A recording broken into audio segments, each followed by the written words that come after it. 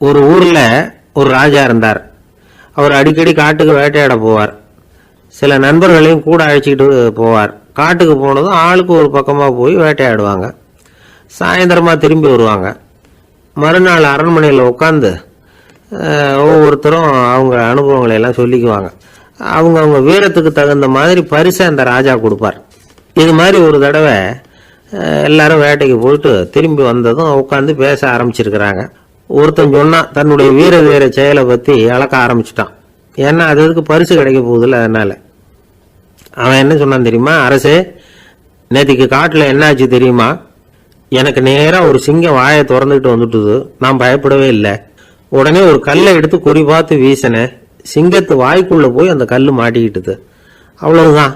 அந்த சிங்கம் என்னை பார்த்துட்டு பயந்துட்டு ஒரே ஓட்டமாக திரும்பி ஓடி போயிட்டுது அப்படின்னா. ஆஹா பலே அப்படின்னு எல்லாரும் கை தட்டினாங்க. ரெண்டாவது ஆள் ஒருத்தன் எழுந்திரிச்சான். அவன் சொல்ல ஆரம்பிச்சான், அரசே, நான் போன வழியில் 2 பெரிய மலைப்பாம்பு கிடந்தது. என்னை முழுங்கிறதுக்கு வந்தது. நான் என்ன பண்ணேன் தெரியுமா? அந்த 2 பாம்போட வாலையும் ஒன்றா சேர்த்து முடிச்சு போட்டுட்டேன். அவ்வளவுதான். அது அங்கே இழுக்க இது இங்கே இழுக்க முடிச்சு நல்லா இறுகி போட்டுது அப்படின்றான். ஆஹா அற்புதம்னு சொல்லி எல்லாரும் கை தட்டினாங்களாம். அடுத்தபடியாக 3வது ஆள் ஒருத்தன் வந்தான். அவன் சொல்ல ஆரம்பித்தான், மன்னா, நான் போன பாதையில் குறுக்க ஒரு ஆறு. அதில் இறங்கி குளித்தேன். யாரோ காலை பிடிச்சி இழுக்கிறது மாதிரி இருந்தது. திரும்பி பார்த்தா ஒரு பெரிய முதலை. நான் உடனே அப்படியே ஒரு துள்ளல் துள்ளி அது முழுகில் போய் உக்காந்துக்கிட்டேன். அதை அப்படியே கரைக்கு நீந்த வச்சேன். கரைக்கு வந்து சேர்ந்ததும் அப்படியே ஒரே துள்ளி குதிச்சு கரைக்கு வந்துட்டேன் அப்படின்றான். அவன் தன்னுடைய வீரத்தை அப்படி சொல்லியிருக்கான். அடடா எப்பேற்பட்ட வீரம் அப்படின்னு எல்லாரும் கை தட்டினாங்களாம். 4வது ஆள் எழுந்திரிச்சான். மன்னா, நான் போன இடத்துல ஒரு கரடி வந்து என்னை துரத்த ஆரம்பிச்சுட்டுது. நான் ஒரு மலை உச்சிக்கு வந்துட்டேன். அதுக்கப்புறம் ஒரு அடி எடுத்து வச்சாலும் அதில் பாதாளத்தில் விழ வேண்டியது தான். அந்த நேரம் பார்த்து ஒரு பெரிய ராட்சச கழுகு அந்த பக்கமாக பறந்து வந்தது. நான் உடனே அப்படியே உயர எழும்பி அந்த கழுகோட காலை பிடிச்சிக்கிட்டேன். அப்படியே தொங்கிக்கிட்டே வந்தேன். ஒரு நல்ல இடம் வந்ததும் தொப்புன்னு கீழே குதிச்சு நடந்து வந்துட்டேன்னா. இதுக்கும் எல்லாரும் கை தட்டுறாங்க. கடைசியாக ஒரு ஆள் எழுந்திரிச்சான். அரசே, நான் வந்து போன வழியில் ஒரு பெரிய யானை குறுக்க வந்தது. பயங்கரமாக சத்தம் போட்டுக்கிட்டே வந்தது. நான் பயந்து ஓடலை. உடனே என்ன பண்ணேன் தெரியுமா? அந்த யானையோட வாலை பிடிச்சி தூக்கினேன். தலைக்கு மேலே தூக்கி கரன்னு சுற்றினேன். வேகமாக சுற்றி வீசி எறிஞ்சேன். அவ்வளவுதான். அதே ஸ்பீடில் அந்த யானை மேலே போக ஆரம்பிச்சுட்டுது. இன்னும் கூட அது போய்கிட்டே தான் இருக்குது, கீழே விழவே இல்லைன்னா. இதை கேட்டதும் ராஜாவுக்கு கோபம் வந்துட்டுது. என்ன முட்டாள்னு நினச்சிக்கிட்டு பேசுறியா?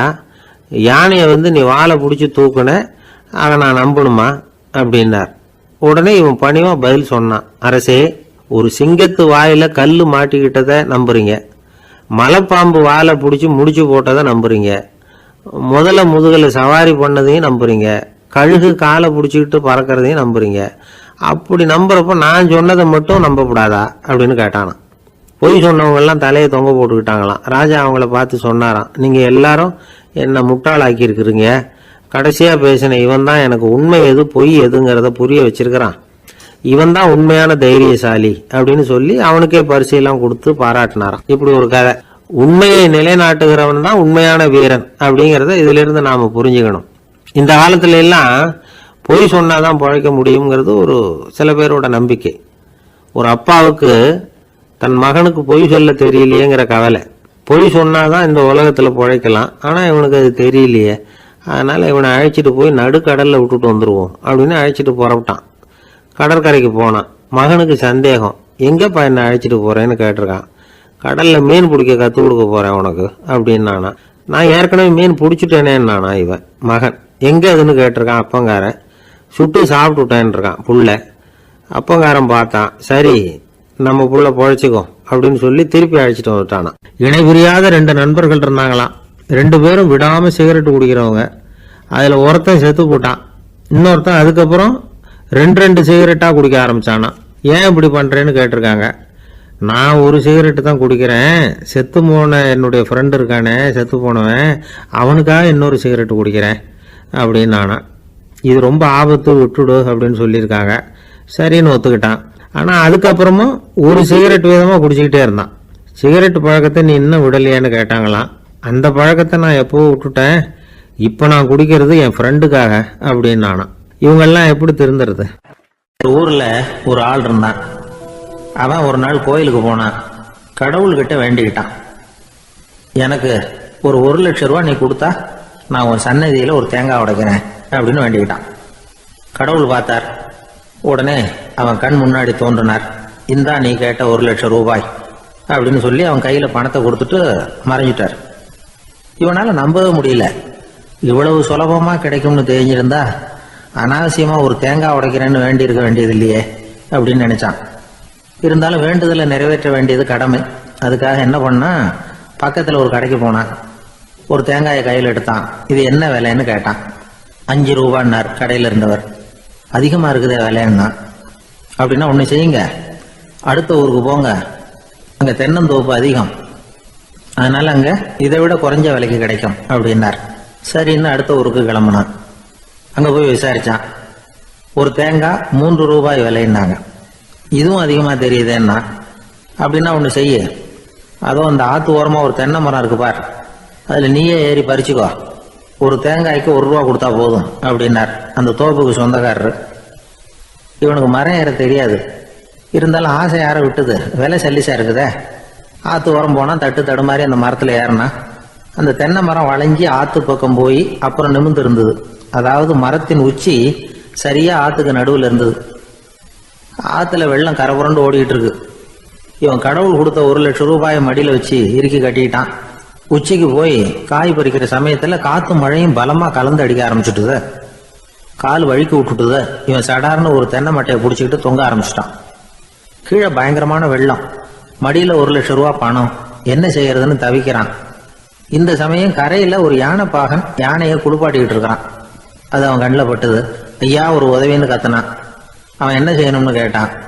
உன் யானையை மெதுவா இங்க அழைச்சிட்டு வா, எனக்கு நேரா கீழே நிறுத்து, என் காலை பிடிச்சி மெதுவா கீழே இறக்கி விட்டுரு, என் மடியில இருக்கிற பணத்துல உனக்கு 10,000 தரேன் அப்படின்னா.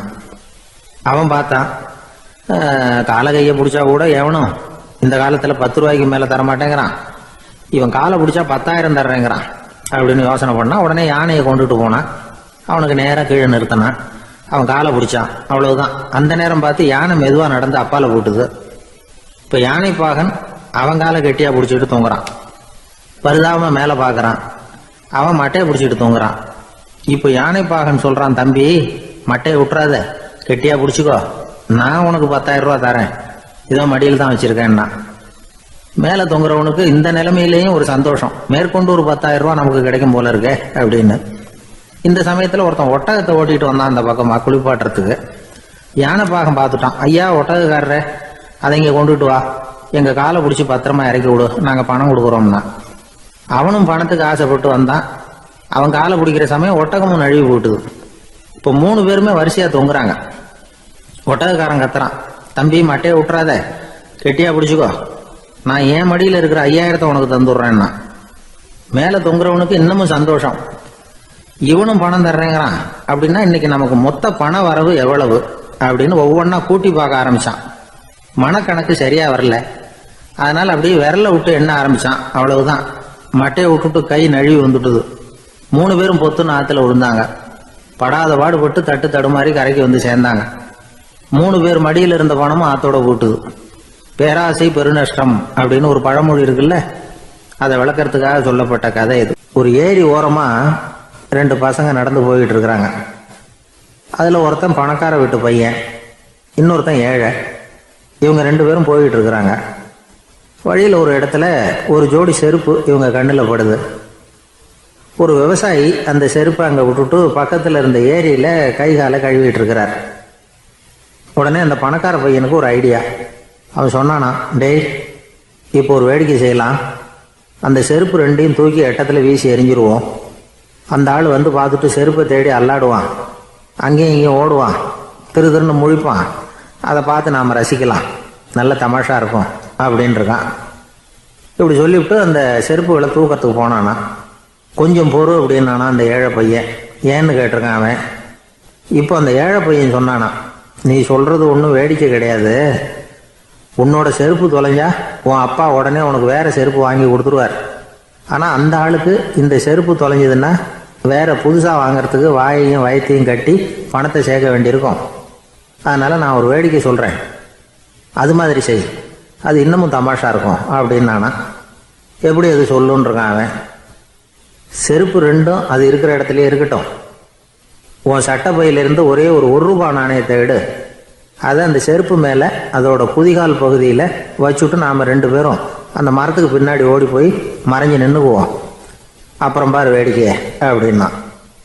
அதே மாதிரி 1 ரூபா காசு செருப்பு மேலே வச்சுட்டு இவங்க 2 பேரும் மறைஞ்சு நின்றுக்கிட்டாங்க. கொஞ்ச நேரத்தில் அந்த விவசாயி வந்தார். காலில் உள்ள மண்ணை தட்டிவிட்டு செருப்பை மாட்டுறதுக்காக போனார். அங்கேருந்து காசு கண்ணில் போட்டுவிட்டது. அவருக்கு ஆச்சரியமாக போச்சு. அதை கையில் எடுத்து பார்க்குறார். 4 பக்கமும் திரும்பி திரும்பி பார்க்குறார், யார் இதை வச்சிருப்பான்னு. கடைசியில் ஆகாயத்தை பார்க்குறார். ஆண்டவா, இது உன்னோட கருணை தான், நீ தான் யாரோ புண்ணியவான் மனசில் தர்மம் பண்ணுற எண்ணத்தை உண்டாக்கி இருக்கிற, அந்த புண்ணியவான் நல்லா இருக்கணும் அப்படின்னு வாழ்த்தி அந்த காசை கண்ணில் ஒத்திக்கிட்டாராம். மறைஞ்சிருந்து பார்த்துக்கிட்டு இருந்த ஏழை பையன் இப்படி சொன்னான், பாத்தியா, உன்னை புண்ணியவான்னு வாழ்த்தி விட்டு போகிறார் அந்த ஆள். அவருக்கும் சந்தோஷம், அதை பார்த்து நமக்கும் சந்தோஷம். உனக்கு 1 ரூபாங்கிறது ஒரு பெரிய விஷயம் இல்லை, ஆனால் அதனால் நமக்கு கிடைச்சிருக்கிற மகிழ்ச்சி ரொம்ப உயர்வானது அப்படின்னு நானா. வேடிக்கையும் கிண்டலும் இது மாதிரி அடுத்தவங்களுக்கு இடைஞ்சலாக இல்லாமல் இருக்கணும் அப்படிங்கிறார் கலைவாணர்.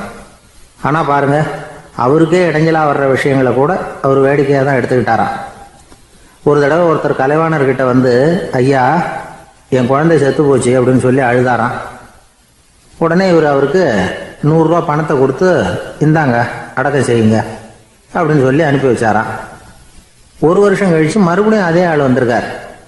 இவர் மறந்துருப்பாருங்கிற நினைப்புல, அண்ணே என் குழந்தை இறந்து போச்சுண்ணே அப்படின்னாராம். இவர் மறுபடியும் 100 ரூபா கொடுத்து ஆறுதல் சொல்லி அனுப்பி வச்சாராம். 7-8 மாதம் கழிச்சு மறுபடியும் அதே ஆள் வந்திருக்கார். அவர் வாயை திறக்கிறதுக்கு முன்னாடியே இவர் 100 ரூபாய் அவர் கையில் வச்சு, போன 2 தடவை தான் குழந்தை செத்து போச்சு, இந்த தடவையாவது அதை சாகாமல் காப்பாற்றி விடு அப்படின்னு சொல்லி அனுப்பி வச்சாராம். அதுக்கப்புறம் அந்த ஆள் வர்றதே இல்லையா. ஒரு நாள் ஒரு தகப்பனார் தன்னுடைய பிள்ளைய அழைச்சிட்டு வந்தார். சார், இவன் சரியாக படிக்க மாட்டேங்கிறான், பெரியவங்களை மதிக்க மாட்டேங்கிறான், நீங்கள் கொஞ்ச நாள் இவனுக்கு குருவாக இருந்து நல்ல விஷயங்களை சொல்லி கொடுத்தா தேவையில்லைன்னார்.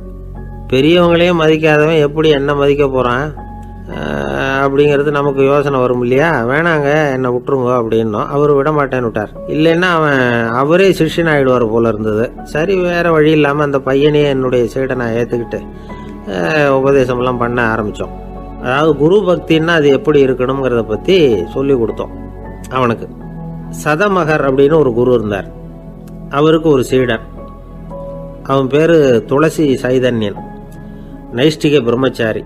தன்னுடைய குருவுக்கு எந்த நேரத்தில் எது தேவைங்கிறத புரிஞ்சுக்கிட்டு சேவை செய்கிறவன். ஆனால் இவனை பற்றி மற்ற சீடர்களுக்கு பொறாமை வந்துட்டுது. இவன் மட்டும் இப்படி இருக்கானேன்னு உடனே குரு கிட்ட போய் கோல் மூட்டினாங்க. அவன் சரியில்லை, அவன் நடந்துக்கிறது சரியில்லை, அப்படி இப்படின்னு எதையாவது சொல்லி. இருந்தாலும் இதையெல்லாம் அந்த குரு நம்பலை. அவருக்கு தெரியும் யார் யார் எப்படின்னு. துளசி சைதன்யன் பெருமையை மற்ற சீடர்களுக்கு உணர்த்தணும் அப்படின்னு நினைச்சார். அதுக்கு ஒரு வழி பண்ணார். ஒரு நாள் சீடர்களை எல்லாம் கூப்பிட்டுக்கிட்டு ஒரு காட்டு வழியாக போய்கிட்டு இருந்தார். அங்கே ஒரு பெரிய மலை அருவி கொட்டிக்கிட்டு இருந்தது. குரு சீடர்கள் பக்கம் திரும்பினார். இந்த மலையின் மேலே இருந்து அந்த படுபாதாளத்தில் குதிக்கிறதுக்கு உங்களில் யார் தயார் அப்படின்னு கேட்டார். ஒரு சீடனும் ஆய திறக்கலை, ஒதுங்கி நின்றுக்கிட்டாங்க. பின்னாடி மூட்டை முடிச்சோட வந்துக்கிட்டு இருந்தான் துளசி சைதன்யன். அவனை பார்த்தார். தப்பாருப்பா, நீ மேலே இருந்து அந்த அருவியில் குதி அப்படின்னார். அப்படியே செய்கிறேன் சுவாமின்னா ஓடி போய் பொத்துன்னு குதிச்சுட்டான். அடுத்த கணமே குருநாதர் தன்னுடைய யோக சக்தியால் பறந்து போய் அவன் கீழே விழுந்துடாமல் தாங்கி பிடிச்சி கொண்டுகிட்டு வந்துட்டார். மற்ற சீடர்களுக்கெல்லாம் ஒரு மாதிரி ஆயிட்டுது.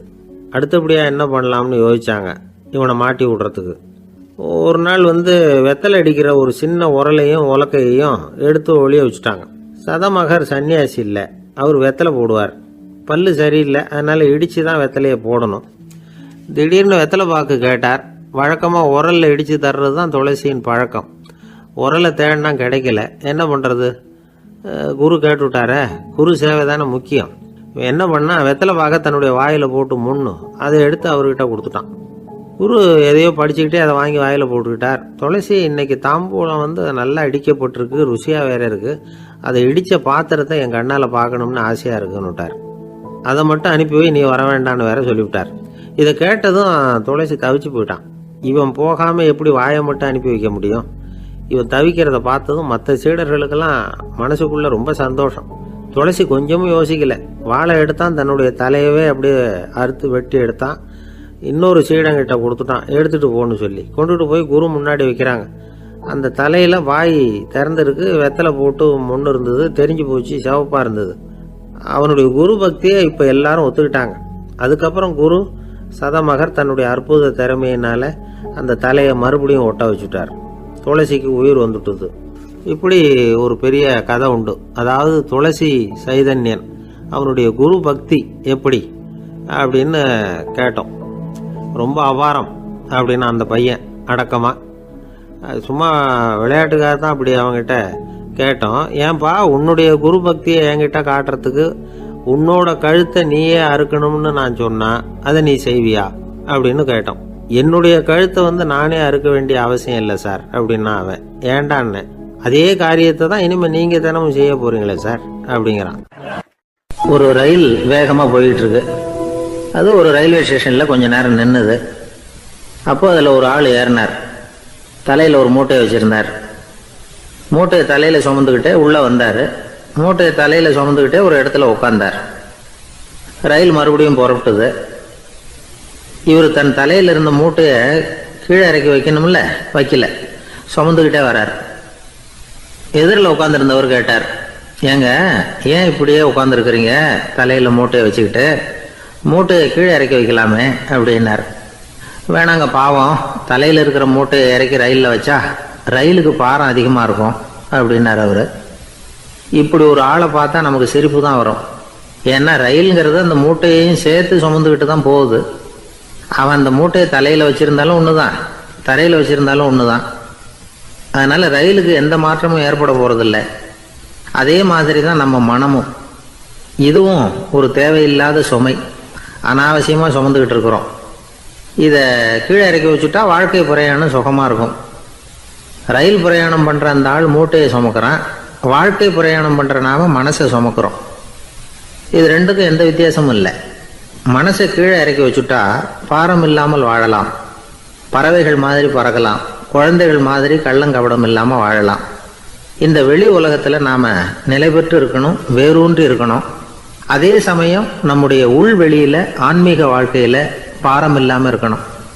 அப்போ பறக்கணும், நதியை போல ஓடணும், மிதக்கணும், பயணம் சுகமா இருக்கும், களைப்பு தெரியாது, கவலை தெரியாது.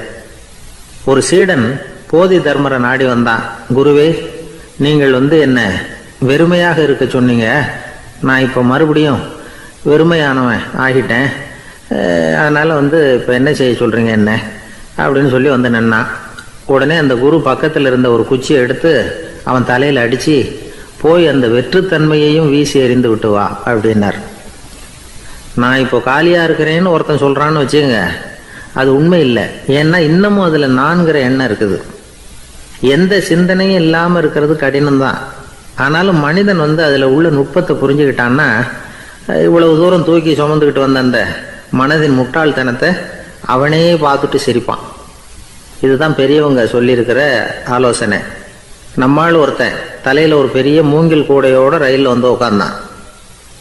கூடை தலையில இருந்தது, கீழே இறக்கி வைக்கல. எதிரில் இருந்தவர் கேட்டார், ஏங்க எதுக்காக அதை அனாவசியமா சுமந்துக்கிட்டே இருக்கீங்க, கீழே இறக்கி வைங்களேன்னார்.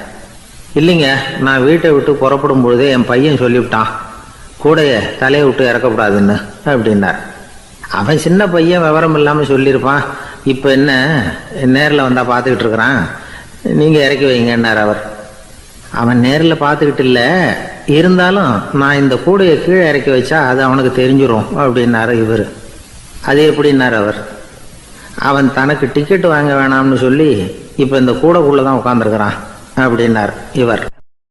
ஒரு அப்பாவுக்கு 2 பிள்ளைங்க. மூத்தவன் ரொம்ப அடக்கம், அப்பா எது சொன்னாலும் கேட்பான், பெரியவங்களுக்கு கீழ்ப்படிஞ்சு நடப்பான்.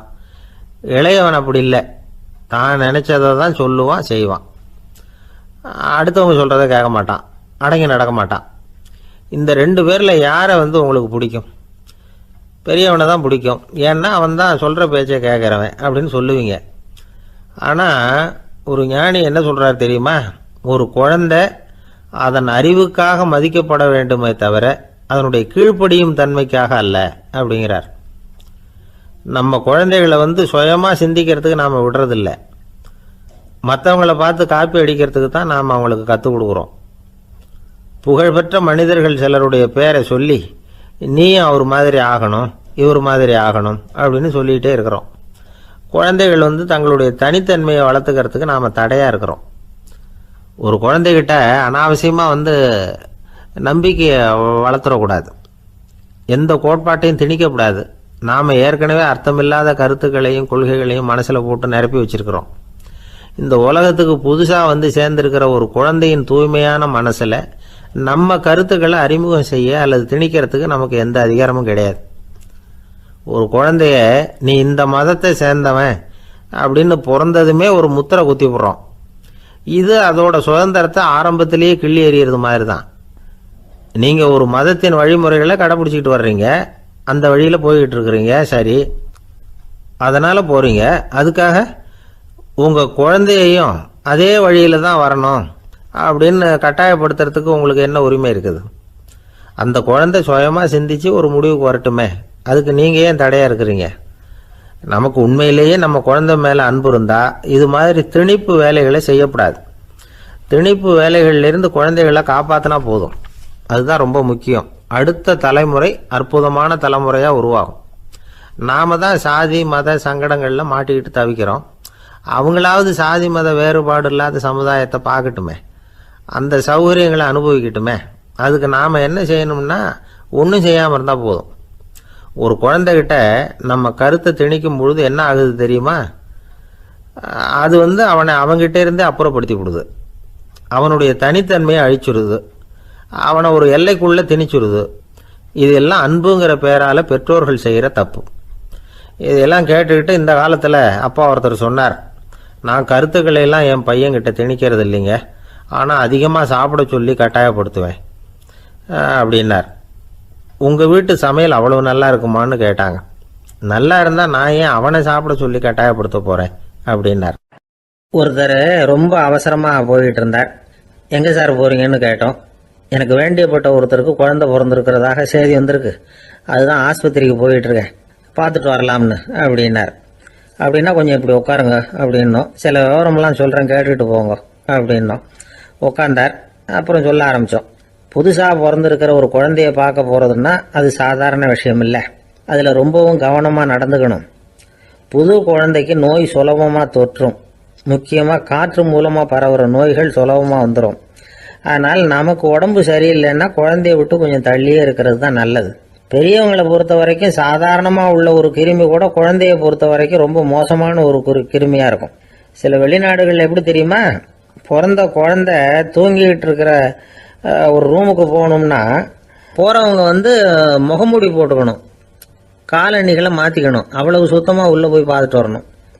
பொதுவாக சில ஆஸ்பத்திரிகளில் பார்த்தீங்கன்னா பார்வையாளர்கள் நேரத்தில் விசிட்டிங் ஹவர்ஸ் தாயை விட்டு குழந்தைய தனியாக பிரித்து வச்சுருவாங்க. எதுக்குன்னு நினைக்கிறீங்க? அந்த நேரம் பல பேர் வருவாங்க போவாங்க. அவங்க கை கால் சுத்தமாக இருக்காது. சுத்தம் இல்லாத கைகள் மூலமாக கிருமிகள் பரவும்.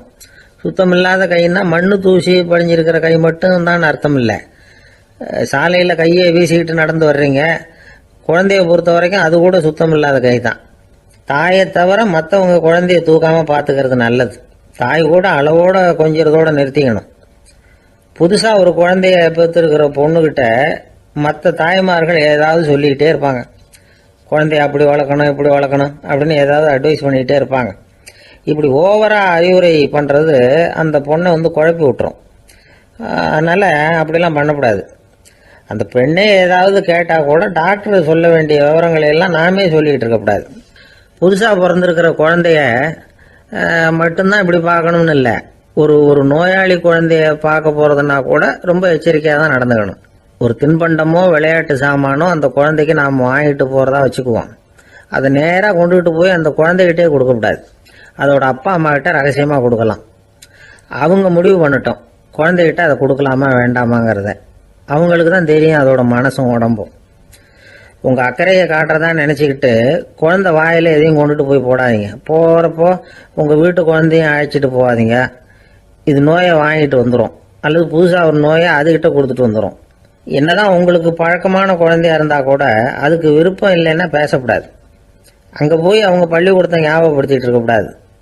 நோயில் இருக்கிறப்ப ஸ்கூலை பற்றி பேச அது விரும்பாது.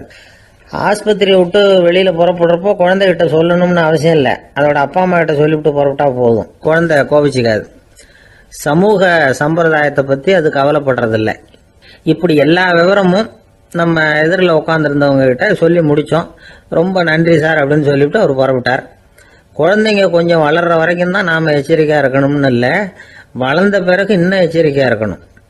ஒரு பையன் பள்ளிக்கூடத்துலேருந்து திரும்பி வீட்டுக்கு வந்தான். முகம் பூரா நகத்தால் கீறி இருந்தது. அப்பா பார்த்து பயந்துட்டார். யாருடா உன்னை இப்படி பண்ணது அப்படின்னார். என் கூட படிக்கிற இன்னொரு பையன். நாளைக்கு உன் கூட பள்ளிக்கூடத்துக்கு வர்றேன், நீ எனக்கு அவனை அடையாளம் காட்ட முடியுமான்னார். அது ரொம்ப சுலபம். நான் பையன் எப்படின்னார் அப்பா. அவன் காதில் ஒன்றை கையோடு எடுத்துகிட்டு வந்திருக்கிறேன், இதோ என் பையில தான் வச்சுருக்கேன் அப்படிங்கிறான் அந்த பையன். 2 பேர் சுவாரஸ்யமாக பேசிகிட்டு இருக்கிறப்போ குறுக்க புகுந்து தொந்தரவு பண்ணுறதுக்குன்னே சில பேர் இருப்பாங்க. அது ரொம்ப இடைஞ்சலாக இருக்கும். இதே மாதிரி மின்காந்தம் கூட குறுக்க புகுந்து தொந்தரவு பண்ணும். கடைசியில் அது ஒரு பெரிய இடைஞ்சலில் கொண்டாந்து விட்டுரும். சில வீடுகளில் கேபிள் கனெக்ஷன் இல்லாமல் சில தனியார் டிவி காட்சிகள் தெரியும். அதுக்கு என்ன காரணம்னா இந்த மின்காந்த குறுக்கீடு தான் காரணம். இதைத்தான் சுருக்கமாக இஎம்ஐ அப்படின்னு சொல்கிறாங்க. அதாவது எலக்ட்ரோ மேக்னெட்டிக் இன்டர்ஃபியரன்ஸ். இது ஏற்படக்கூடிய இடங்கள் எது எதுன்னு எடுத்துக்கிட்டால் அது ஒரு பெரிய பட்டியலாகவே போயிடும். இந்த இஎம்ஐ தொந்தரவு வந்து கேபிள் டிவியில் மட்டும்தான் இல்லை, ராக்கெட் ஏவுதளத்தில் உள்ள ரேடார்கள், அங்கே உள்ள சில சக்தி வாய்ந்த தொலைத்தொடர்பு சாதனங்கள், விமான தளங்களில் உள்ள ரேடார்கள், கப்பல் தளங்களில் பொருத்தப்பட்டிருக்கக்கூடிய சக்தி வாய்ந்த ஆண்டனாக்கள், இப்படி நிறைய சொல்லலாம். காவல் நிலையங்களில் பயன்படுத்தப்படுகிற வயர்லெஸ் தொடர்பு சாதனங்கள் கூட ஓரளவுக்கு இந்த மின்காந்த அலைகளை வந்து வெளியிடும். நம்ம வீட்டில் உட்காந்துக்கிட்டு ரேடியோ கேட்டுக்கிட்டு இருப்போம் அல்லது டிவி பார்த்துக்கிட்டு இருப்போம்.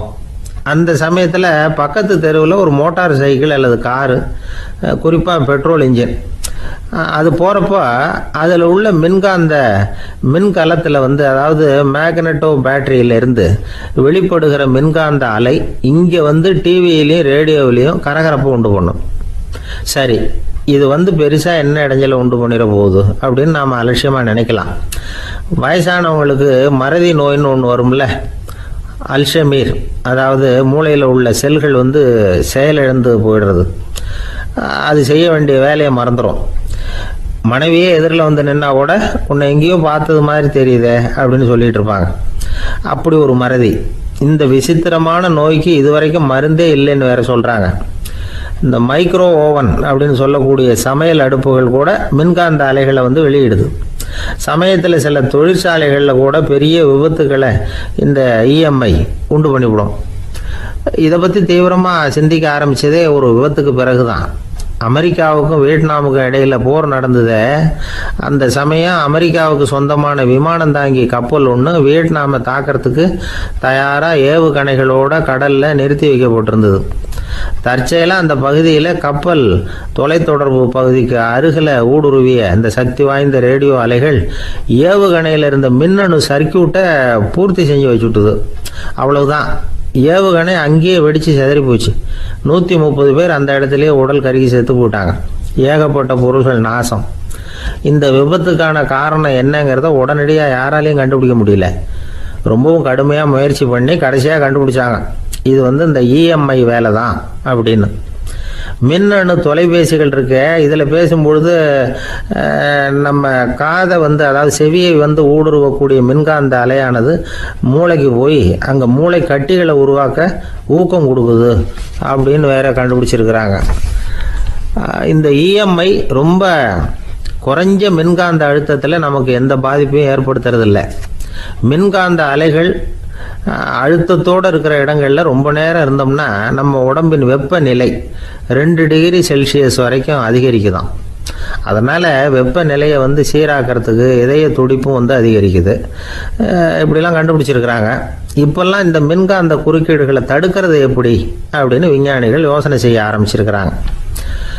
இந்த விஷயத்தில் அலட்சியமாக இருந்தோம்னா எதிர்காலத்தில் நிறைய பேருக்கு இந்த ஞாபக மறதி நோய் வந்துடும். அப்புறம் அது ரொம்ப கஷ்டமாக போயிடும். ஒரு குடும்ப தலைவர் தன் மனைவியை பார்த்து, யார் நீ, உன்னை எங்கேயோ பார்த்தது மாதிரி இருக்குதே அப்படின்னு சொல்லிக்கிட்டு இருந்தார். உடனடியாக அவரை போய் பார்த்தேன். வாங்க டாக்டர்கிட்ட போகலாம் அப்படின்னு. அவர்